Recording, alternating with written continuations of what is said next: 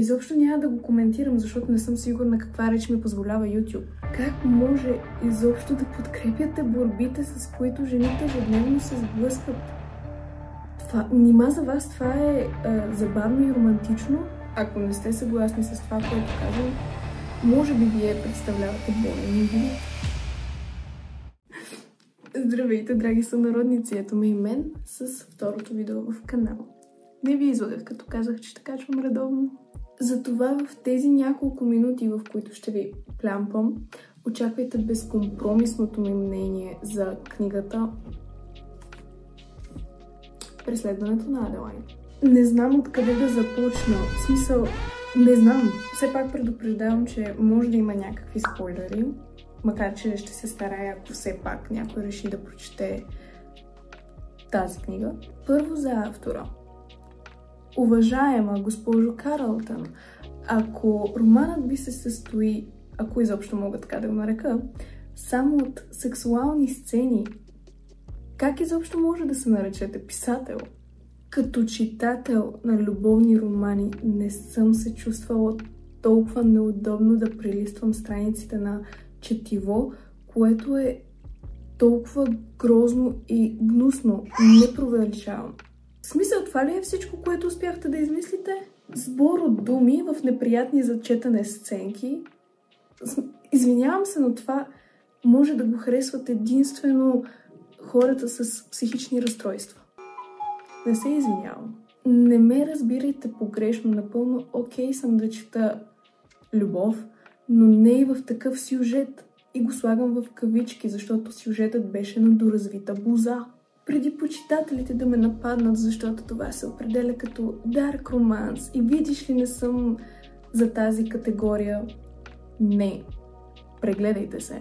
Чела съм достатъчно, за да определя какво е хубав развит сюжет и какво е недоразумение като преследването на Аделайн. Извинявам се, ако звуча сякаш ви се карам, но е страшно отблъскващо от страна на автора и тези, които подкрепят тази книга, да романтизират подобно поведение. Изобщо няма да го коментирам, защото не съм сигурна каква реч ми позволява YouTube. Как може изобщо да подкрепяте борбите, с които жените ежедневно се сблъскват? Нима за вас това е забавно и романтично? Ако не сте съгласни с това, което казвам, може би вие представлявате болен индивид. И все пак нека преминем към героите. Те са страшно недоразвити, което е смешно. Абсолютно нелепата история, с която уважаемата авторка опита да оправдае постъпките на Зейд, главния герой. Спасява момичета от трафик на хора, но в същото време изнасява системно Аделайн и я кара да се чувства като използван парцал. Да се смея ли да плача ли е положението? Трябва да си страшно невеж идиот, за да си затвориш очите, само защото се описват някакви справедливи постъпки от негова страна, като да спасява момичета и така нататък. Най-страй, госпожо Карлтън, обаче не ви се получи. Аз имам чувството, че изпуснах някоя глава в книгата, защото не разбирам защо всички харесват Зейд.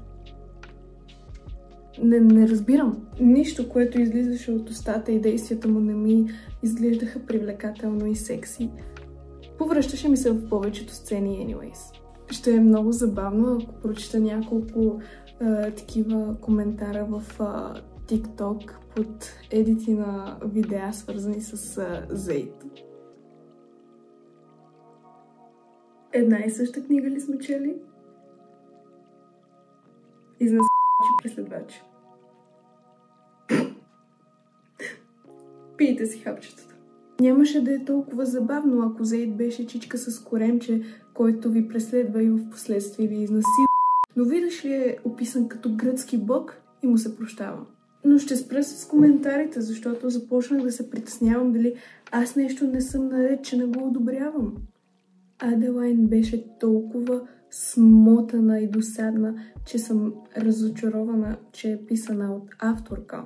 Мили дами, трябва да започнете да пишете главни герои от женски пол с известно уважение. Толкова ми беше досадно да чета плиткоумните и разсъждения, че от време на време скипвах страници просто за да приключи цялото нещо. Мога да говоря още много по тази тема. Мога да разтягам лукуми за отвращението си към тази книга, но решавам, че не заслужава толкова ефирно време.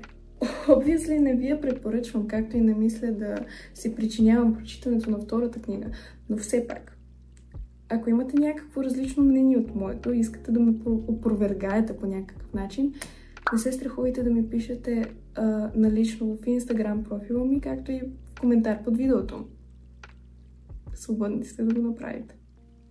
Дойдем у края. Благодаря ви, че изгледахте това видео и се надявам да не съм обидила някой от вас. Просто съм по-експресивна, нямам нищо лично.